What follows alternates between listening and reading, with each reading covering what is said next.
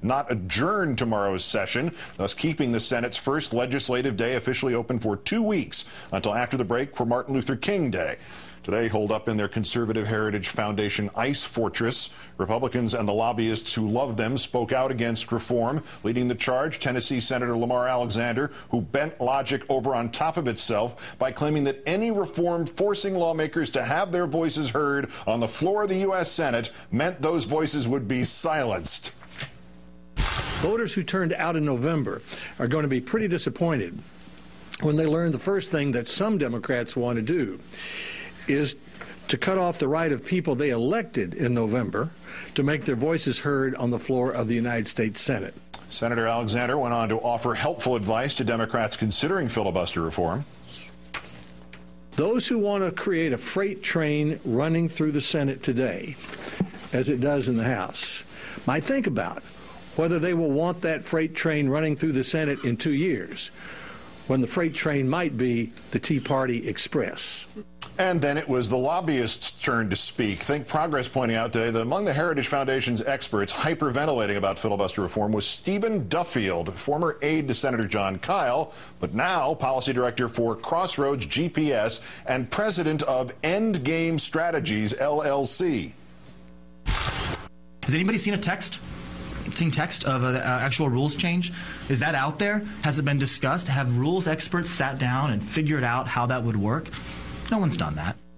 Among the services listed on lobbyist Duffield's Endgame Strategies website, managing holds and filibusters. The firm says it can connect clients with legislators, quote, often backbench Senate Republicans who may exercise their prerogatives to delay or obstruct. A business out of nothing. Joining me now, Lee Fong, investigative reporter for Think Progress. Good evening, sir. Good evening. Thanks for having me. You wrote today that Mr. Duffield was not the only lobbyist protesting at the Heritage Foundation. Apparently, a lot of people have found a way to get paid because of Republican obstructionism. Yeah, you know, we've heard about this unprecedented era of Republican obstruction in the last 2 years, but what we reported is that Duffield is, you know, very unique here because he basically just sells Republican filibusters to corporations, but he's not the only one. One of the other lobbyists hosted by Heritage is a guy named Bill Wichterman. Is a longtime Republican operative that now works at Covington and Burling. It's a lobbying firm that has advertised itself as being able to win legislative debates not by making the most compelling argument, but by exploiting rules like the secret hold and filibusters, and, you know, exploiting the broken Senate to help their corporate benefactors. And I should say that Bill Wichterman represents pharmaceutical companies, copper companies, and also Blackwater. Senator Alexander spoke today warning Democrats not to do this. Mitch McConnell did the same thing in an op-ed in the Washington Post. If you're a Democrat, is that not all you need to know about this? The Republicans don't want this, even though if they take the Senate back in 2 years or whenever, this would be their magic wand. Obviously, this must be a great idea for Democrats. Why is that not, you know, easily tattooed on their own forehead so they can read it backwards in the mirror every day? Well, you know, obviously Alexander and McConnell aren't honest brokers here. They both benefit tremendously from the broken Senate. Just to give you an example, last year, in 2009, I should say, Alexander placed a hold on an appropriations bill at the behest of FedEx lobbyists to basically extract a ransom that would have benefited FedEx's bottom line. And of course, McConnell, he's a walking, talking example of why there's a broken Senate. You know, he's basically made a career out of exploiting the broken rules.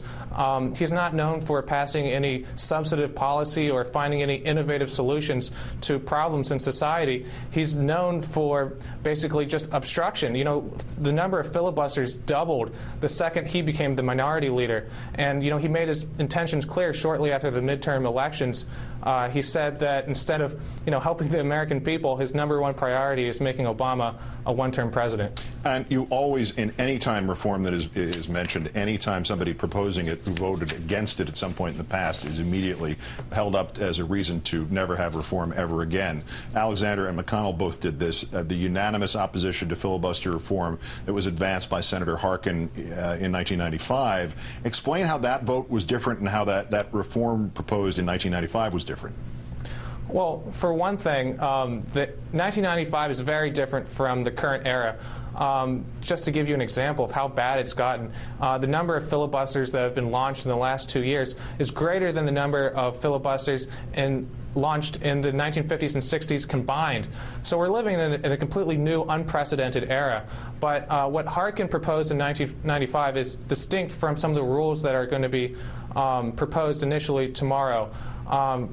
The main thrust of the rules changes are just to add transparency and accountability to the system.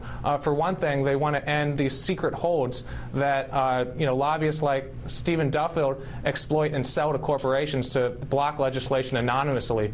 The other thing is, we want to Senate Democrats want to propose a change so Mr. Smith Goes to Washington actually exists again, so that if you want to filibuster a bill, you actually have to show up in the chamber and explain yourself. Right now, under the status quo, a Republican senator sitting in Arizona can basically sit in his sauna smoking a cigar and just give Mitch McConnell a phone call and say, I want to filibuster something. He never actually has to show up in Washington, D.C. The rules would change that. Yeah, let him get up there and read the phone book. Lee Fong of Think Progress. Great, thanks for your time, Lee. Thanks for having me. One less mutant on the radio, fired by the station that carries him in the largest market. Taking the N-word out of Huckleberry Finn's censorship, or just adjusting to reality to protect Mark Twain and expand the audience for his work? And at the top of the hour on the Rachel Maddow Show, with the Republicans hiring lobbyists to lead the House to rack and ruin. The calendar may say 2011, but tonight they're going to party like it's 1994.